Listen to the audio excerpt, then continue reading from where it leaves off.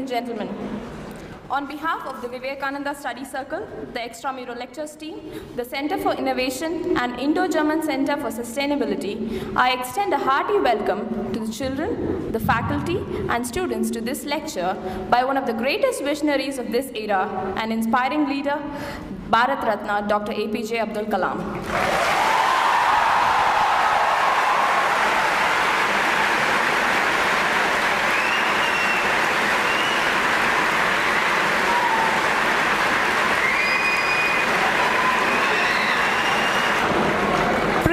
Is a ray of hope which guides us towards the light of success.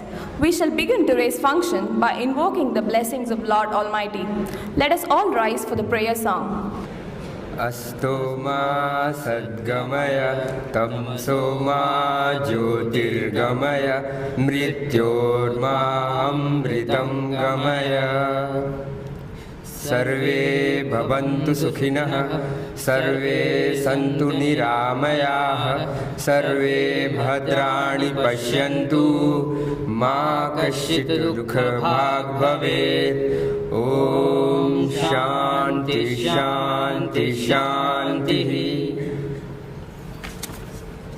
As a token of our love and affection, may I now request the head boy and head girl of Vanavani School, M. Sridhar Babu and N. Kasturi, to present a bouquet to Dr. Abdul Kalam.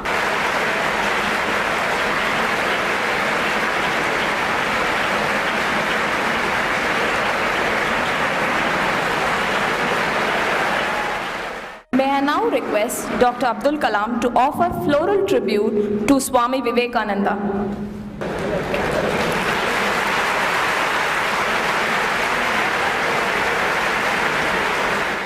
I now call upon Mr. Raghavan of the Extramural Lectures team to introduce Dr. APJ Abdul Kalam to the gathering. A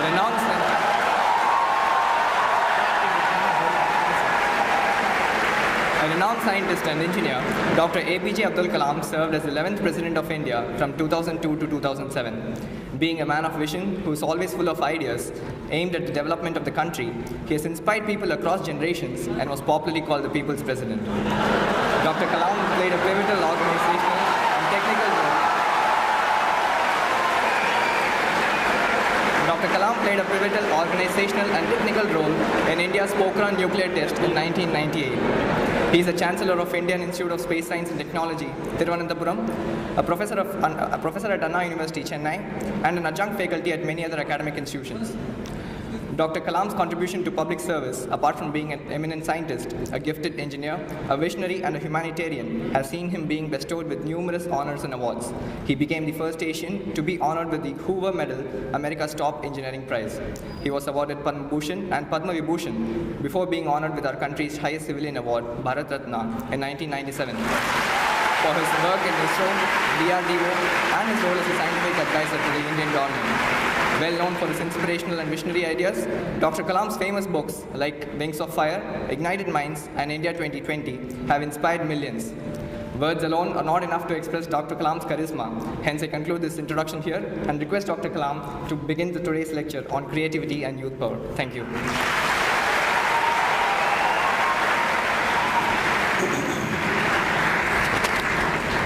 Friends, good evening to all of you.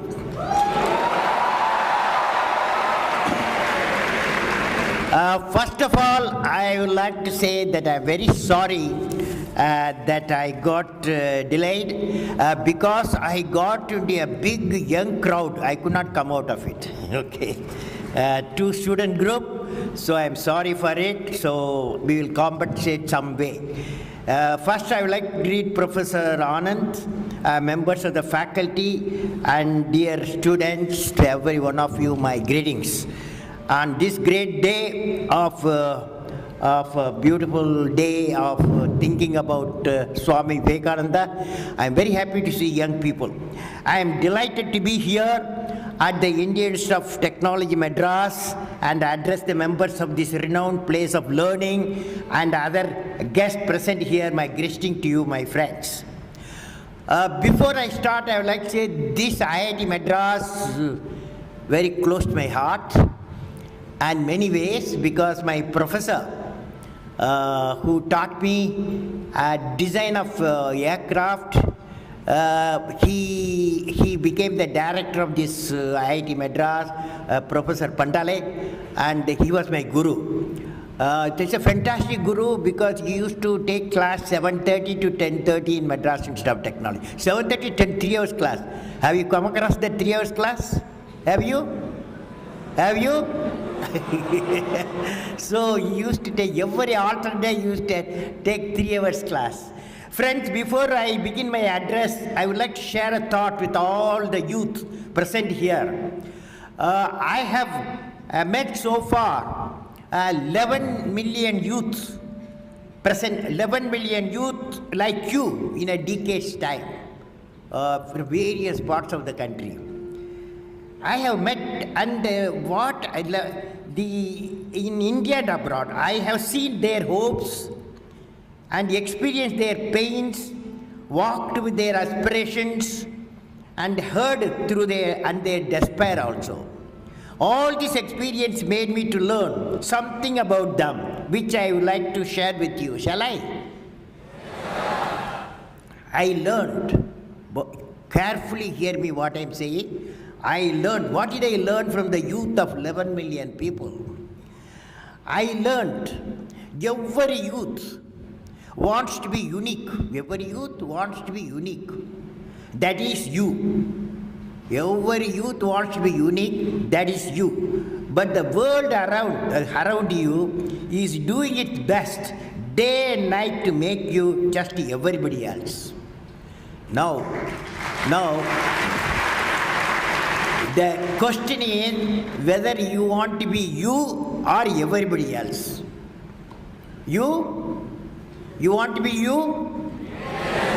Not everybody else. Now, if the question being like everybody else is convenient at the first glance, but not satisfying in the long vision. The challenge, therefore, my young friends, is that you have to fight the hardest battle.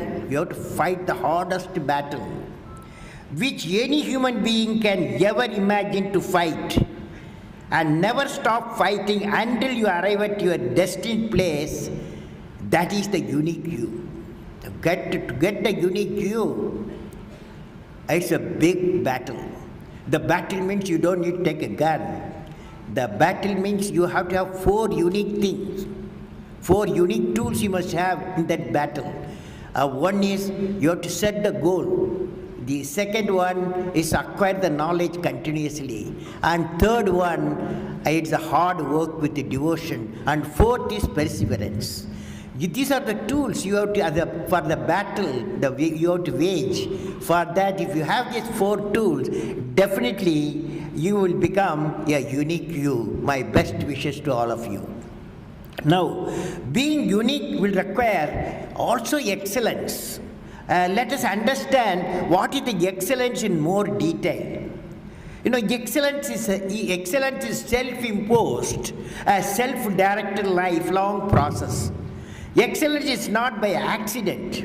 It's a process where an individual, organization, or nation continuously strives to better oneself.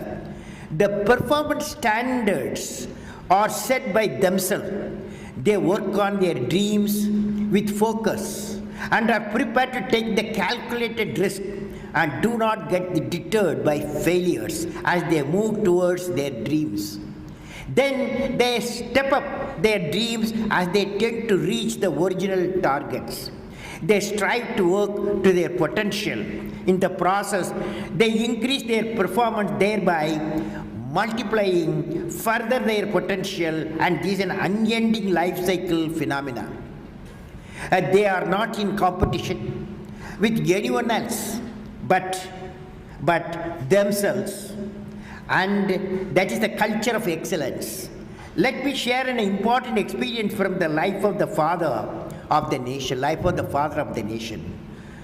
to learn and through 79 years of now, I am in the 80th orbit around the sun. You know what it means, 80th orbit around the sun. That Through 79 years of my life, I have been a part of pre-independent India, jubilation of independence, and the post-independence era. Let me recall one incident which took place on the eve of Indian independence. At that time, I was the high school boy. At the stroke of midnight of 15 August 1947, the first Prime Minister of India, Pandit Jawaharlal Nehru, was declaring the independence to 300 million Indians from foreign rule. At that time, 300. There was a rejoicing all around the country. At that time, there was a sudden question from stray corner: where is the father of the nation, Mahatma Gandhi? He was not there for flag hoisting. For that too, independence father of the nation was not there. To the surprise of the entire audience, Mahatma Gandhi was in Bengal, West Bengal, wiping the tears of those who were affected due to the social disharmony. Mahatma Gandhi's diary records his advice to a group of students who came to meet him in Calcutta on that day. The advice goes, quote, students ought to think and think well. They should do not wrong. Students should do everything to build up a new state of India, which would be everybody else's pride. This is what Father of the Nation wanted from all of you. These actions of the champion of nonviolence at the time of independence made me feel proud by being led an inspirational leader. When there's a jubilation in Red Fort, he was the leader who was where the pain was. Friends, while in the company of many young inspired students of IIT Madras, I have given you that's the evolution of a unique you. I would like to give my perspective on the topic, evolution of unique you. Friends, let me talk about what type of world in the present century you will witness, that is 21st century. Let us jointly work out with the interaction. You know, the world in the 21st century will be a knowledge-based society with multiple opportunities. I was studying a book. The name of the book was Empires of the Mind. It will be in your library. Empires of the Mind by Dennis Waitley. This book gives what type of new world which we are facing now. What was yesterday and what is today. I have modified certain points of the author to suit our conditions today's talk. I have also added a third line which is pertinent to the action required by the management institutions and technical institutions. It specially says that what worked yesterday won't work today. What worked yesterday won't work today. Now it goes like that. There are 10 points. First one, yesterday, natural resources define power. As you know, today, it is not important, natural resources, but knowledge is power. Today's knowledge is power. Institution will be the powerhouse for knowledge. Like IIT may be a powerhouse for the knowledge. Second one, yesterday, hierarchy was the model. Today, synergy is the mandate. Institution will be enabler of intersection of the multiple faculties towards mission goals. Yesterday, third point, yesterday leaders commanded and controlled. They were commanders. Leaders were commanders, technical or administrative or managerial or industrial. Yesterday leaders commanded and controlled. Today leaders empower and coach. They become coach and empower. That means potential leaders will be empowered through exposure of the needs of the sustainable development. That will be there too. Fourth point, yesterday shareholders came first. Today customers come first. That means education to inculcate sensitivity to the user needs. Yesterday employees took order. Today teams make decisions. Institution can inject the team spirit. Yesterday, seniority signifies status.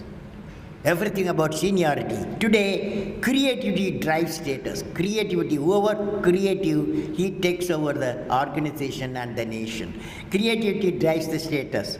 Institution is the breeding environment for creativity. Yesterday, production determined the availability. Today, competitiveness is the key. Competitiveness powered by research, and the university, or like IIT, has to have the motto of teaching, research, teaching. Teaching, research, teaching. Best teaching comes out of a best research. Best research comes out of best teaching. Now, yesterday, value was extra. Today, value is everything. Value-based education has to be introduced as a part of the curriculum, at least for 1 hour every week, even technical institutions. Yesterday, everyone was a competitor. Today, everyone is a customer. And yesterday, during education, industrial and entrepreneurship training is essential. Last point, yesterday, profits were earned through expediency. Today, work with integrity and succeeded with integrity. Now, friends, will you repeat with me what I am saying? Will you repeat? Yes? I will work with integrity and succeed with integrity. Tough problem, is it not? Is it not? Or you can do it? You will do it? All of you will do it? Then you have to do a job for me. Okay? Today, I will give you 1 full day. My email is apj@abdulkalam.com. Okay? apj@, you know my email. Otherwise, you go to my website www.abdulkalam.com.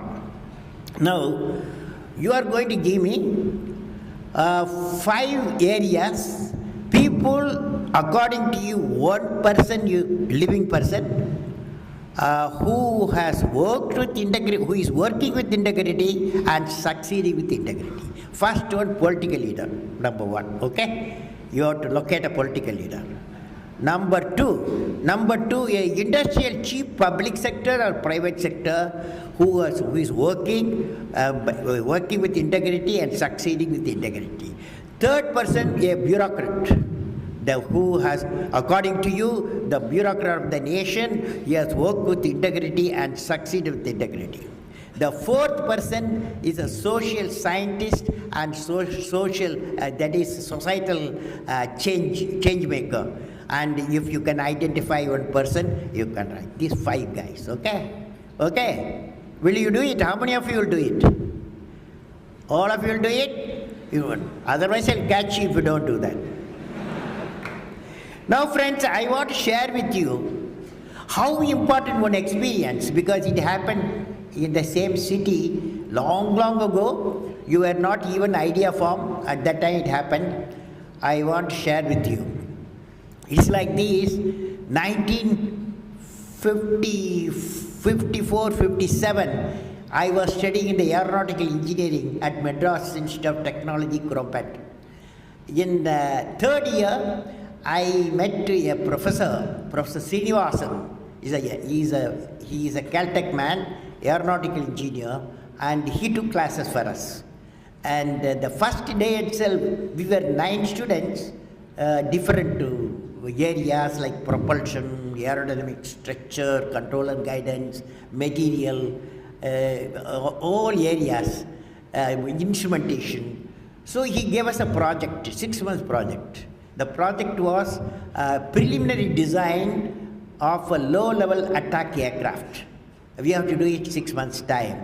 All the 9 of us jointly work, because aircraft, everything is there. So low-level attack aircraft you have to design. So we started designing. At those days, you guys are now blessed with the computer. We didn't have computer. We used slide rules. And then a drawing board. Since this computer was not there, we used the drawing board and slide rule, our tools, apart from the library. So we were working hard, but we were not in a position to assemble all database so that we can realize a design in the drawing board, and also a document of a design document. 5th month came in. We are struggling, we are working hard, of course. And one day, my teacher, Professor Srinivasan, Sunday, he was going for a tennis morning. He entered into my lab and saw, and all of us trying to do something. But he saw and he saw me. He said, "Kalam, it's a hopeless status now. I am not happy with your performance of preliminary design of a low-level attack aircraft. Your team, since you are the leader, you are not done a good job. Your scholarship will be terminated if you don't do it in a 1 month's time." So he gave 1 month time. So he gave a very bad certificate on that day. He's a tough professor. I hope you don't have such tough professors. So we worked hard. Of course, our fellow Sahib, it's my job to bring all of them together. And we did our best.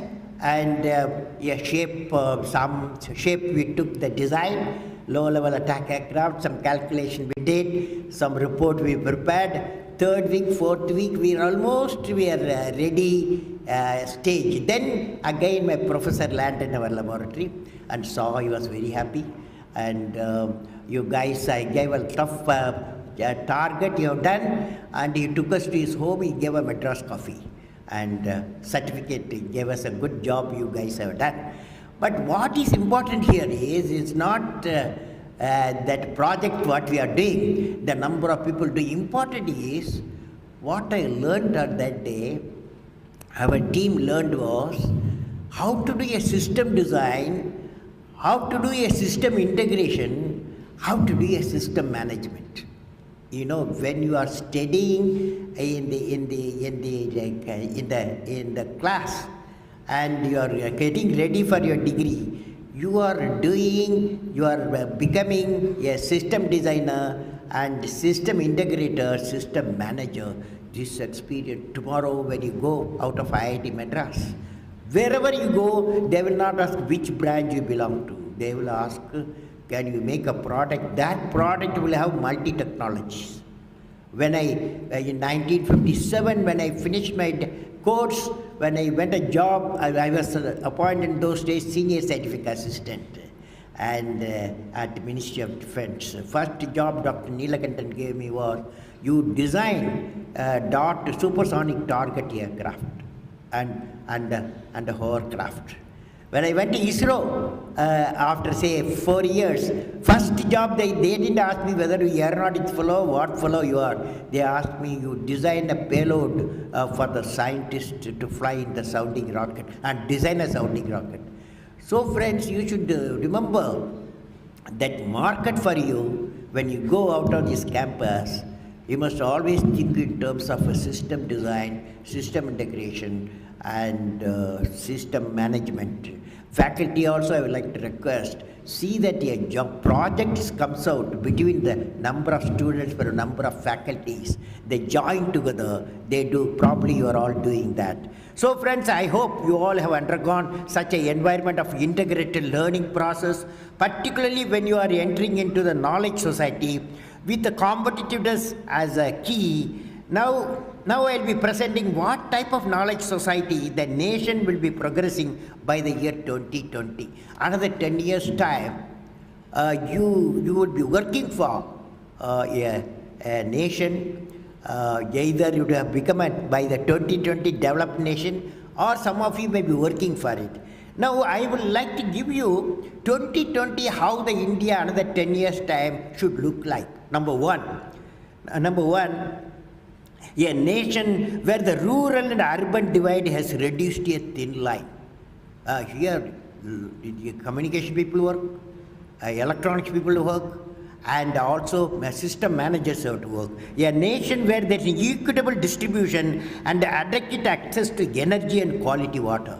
Energy, it will be energy independence, that is, you go away from the fossil fuel. And a nation where agriculture, industry and service sector work together in symphony. A nation where education with value system is not denied to any meritorious candidate because of societal or economic discrimination.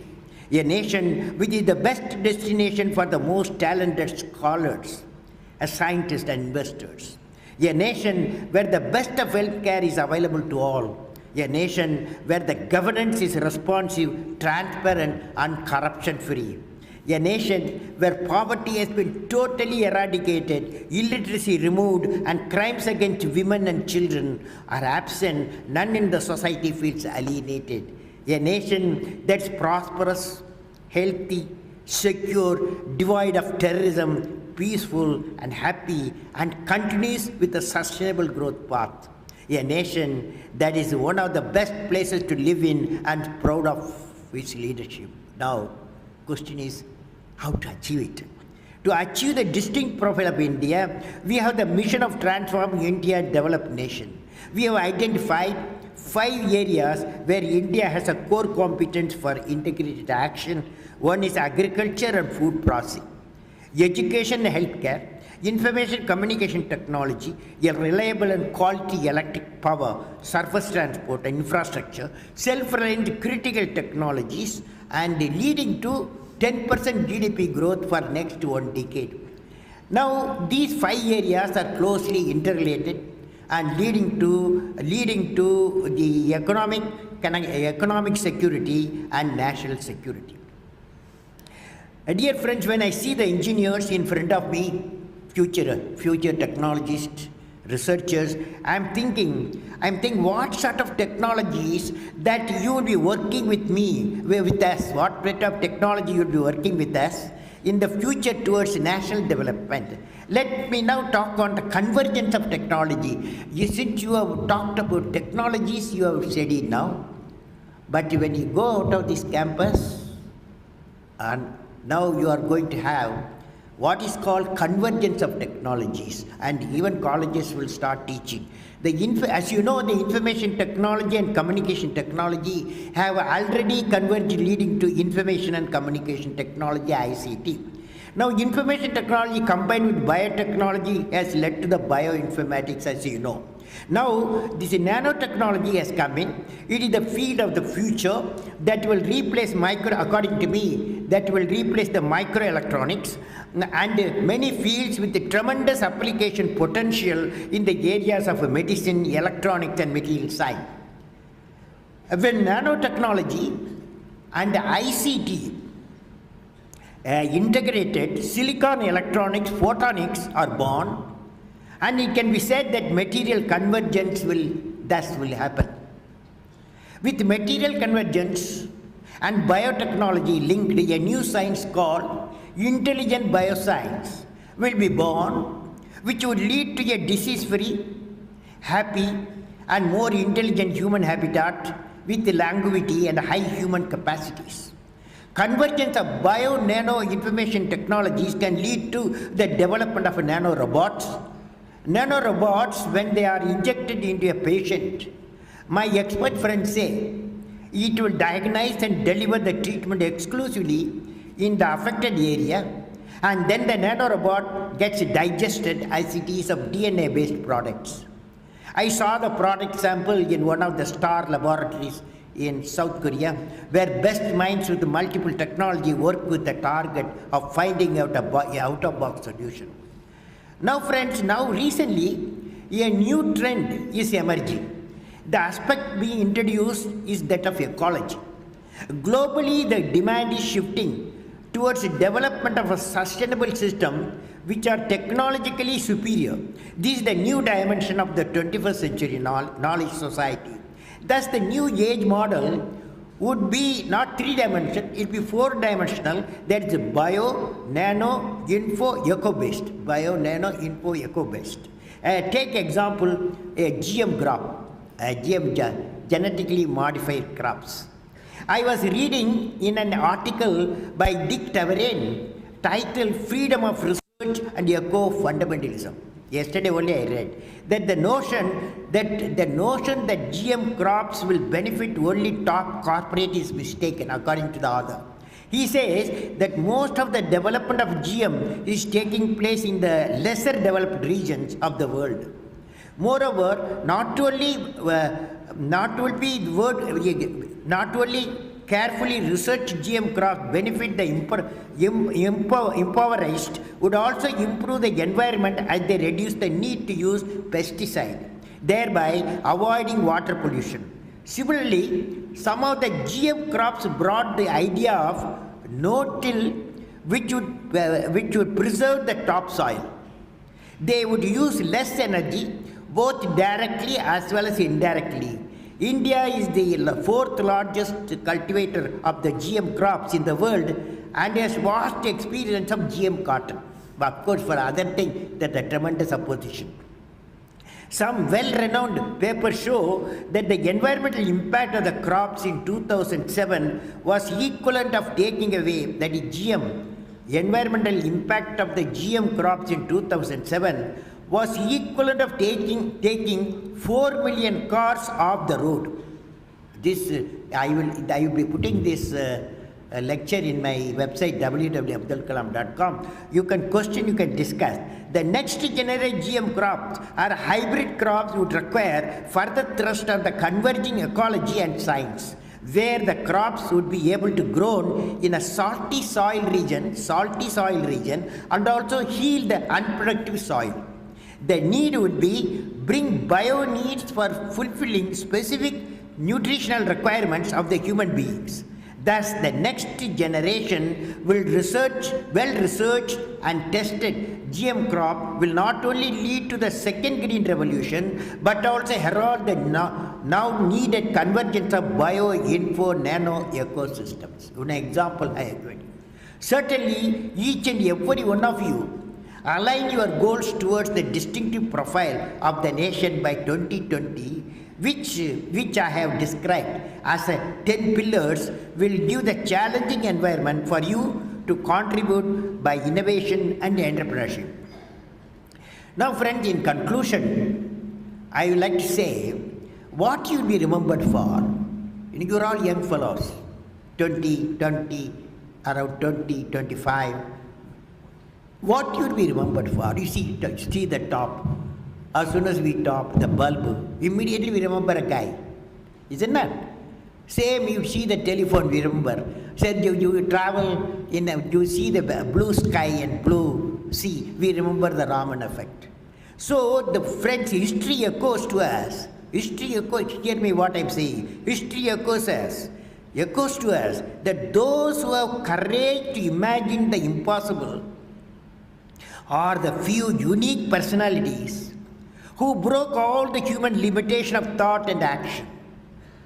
In every field of human efforts, whether science, technology, medicine, art, sports, industry, or even the development of politics, the names of the people who imagined the impossible are engraved timelessly in our human history.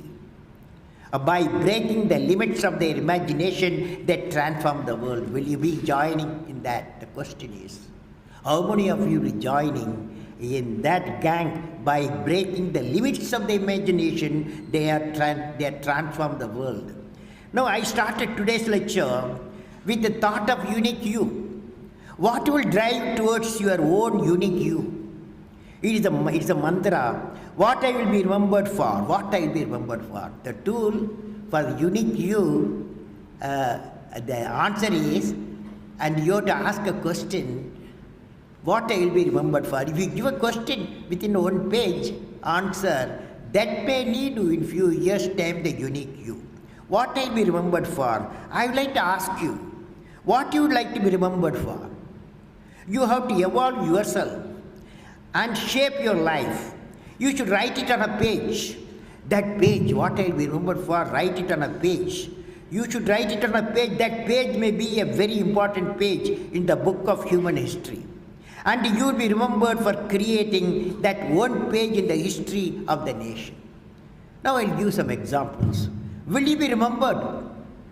I am asking young fellows. Will you be remembered for creating one of the top Fortune 500 companies which would deal with the issues of the impoverished population of the world and improve their living standards? Will you be remembered for bringing affordable quality water to about 1 billion people in the world who do not have access to clean drinking water? Will he be remembered for becoming the pioneer in developing, in developing the smart waterways and river connectivities? Will he be remembered for revitalizing or revolutionizing the integrated primary healthcare center and bringing preventive healthcare in underdeveloped region of Africa, and where each year 300 to 500 million cases of malaria affect human life? Will he be remembered for doubling the food production of the world? Will he be remembered as a great researcher in sustained development system of Pura that were providing urban amenities in the rural area? Will he be remembered for bringing energy independence for different countries, that is, going away fossil fuel, go to solar, nuclear, bio and wind power? Will he be remembered for the action-oriented clean home, clean environment, clean state, clean nation and clean world? Will you be a pioneer? Will you start a pioneer movement of conserving the energy and the environment? Will you be remembered for developing 1 million enlightened youth for transforming the world into a peaceful world? Like Swami Vivekananda suggested, you give me 100 guys, I will change the world. I will be happy, friends, if you could write this page, one page tonight, and mail to me apj@abdulkalam.com. And definitely I will start discussing. I'll start discussing with you and I'll correspond with you and send you some books for further studying. So my greeting, best wish to all of you for their five future endeavors. May God bless you. May God bless you to be the unique you. Unique you, okay? Wish you all the best.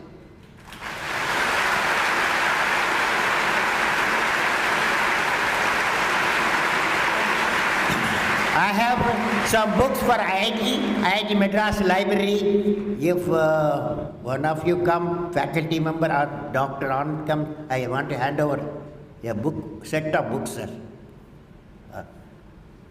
I have got a set of books to give to your library so the students will read.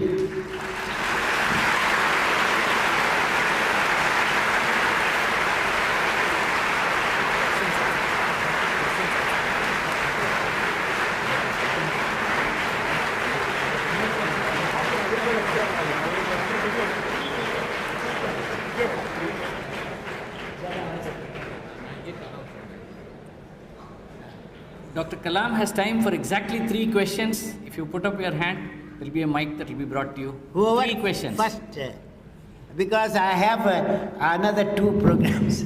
Next time exclusively I come to IIT Madras.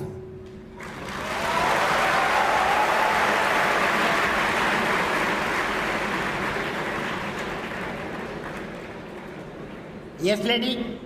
Good evening, I'm Ananya, and my question is somewhere related to food security. Because recently I had visited my native place, Bhubaneswar, where I saw that most of the farming areas, farmlands, had been converted and had to bear the concrete buildings or the concrete trees that we call nowadays. So if everything continues to go on like that, and all the croplands are converted into houses, what do you think that when our country is developed, would we be surviving on tablets rather than food? Where would food come from?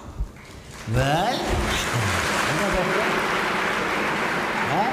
see, my feeling is,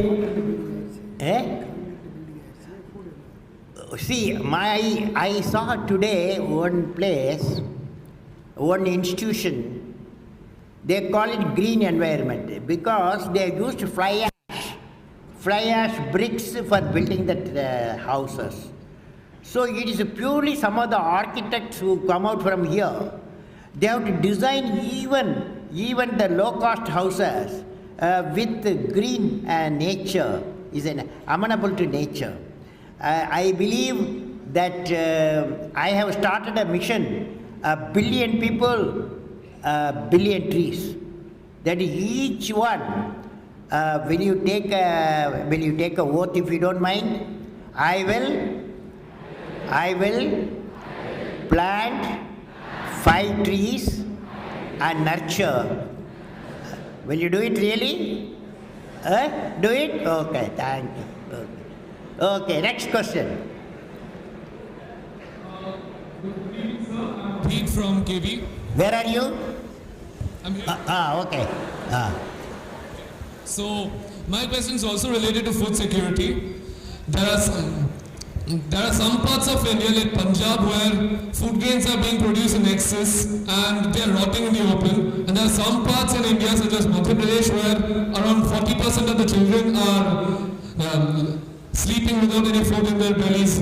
So this is a major problem in this nation. If food could be provided, there's enough food to be provided to these people, but it is not being provided. See, that by 2020, today, we produce about 230 million tons of food. Out of that, 10 to 20% of food is not properly stored. So big efforts has to be being mounted on storage, augmentation of storages. By 2020, we need nearly 380 million tons of food. With lesser land from 170 million hectares, we have only 100 million hectares. Then water will be less and the farmers will be less. That means if we have to nearly double the food, we have to have the technology is the only tool. Multi-cropping and seeds, high yield variety seeds, and also we have to go for some area the GM crops. Okay, friends? Okay. Sir, hello sir. My name is Shivaram. My question is, sir, you asked us to write a page on what would we be good for. So, sir, if I put the same question to you, like, we know that you would like to inspire people in but I still want to hear it from you. Like, if you had to write a page about what you would be good for. Now what I will be, what I will write now. I will write that in that page. I had remembered as a guy who wanted to see smiles of billion people.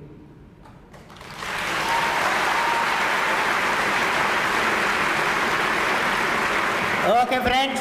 Now, it doesn't mean I have refused to answer question. You send a question to me, apj@abdulkalam.com. 48 hours you will get reply. Okay. Now your problem.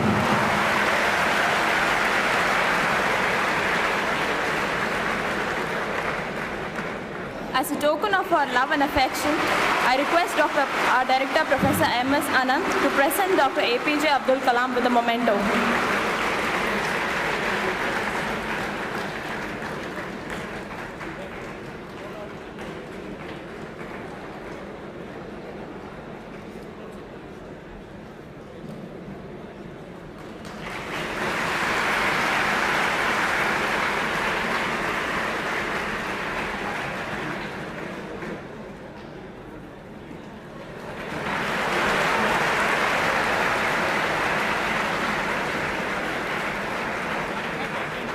Thank you, sir, for a very captivating and an enlightening speech. To quote your words, you have to dream before your dreams can come true. We did dream to have you here amidst us and to listen to your inspiring words. Today, that long cherished dream of ours has been fulfilled. We promise we will indeed work with integrity and succeed with integrity.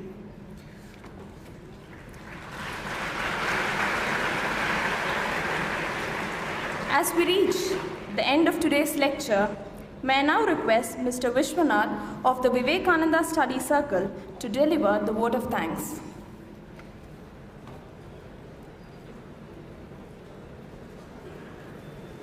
Dear friends, on behalf of Vivekananda Study Circle, Extramural Lecture Team, Center for Innovation and Indo-German Center for Sustainability, we wholeheartedly thank Dr. APJ Abdul Kalam for agreeing to come to IIT Madras and speak us on the topic creativity and youth power. Indeed, one cannot think a better name to speak on this important subject, and needless to say, it has been a once-in-a-lifetime experience for all of us. We are grateful to you, sir, for this thought-provoking lecture and for your valuable and inspiring thoughts on how the youth power can be channeled and manifested for national development. We shall always remember the pledge we had given to plant at least 5 trees and to work and succeed with integrity and give it a priority to follow it. We also would like to thank the IIT Madras authorities, particularly the engineering unit, Dean Students Office, CCE, Security Section, and everyone who have been instrumental in organizing the lecture. Our thanks to the audience for making this afternoon a memorable one. Thank you, Vishwanath. I request you all to rise for the national anthem.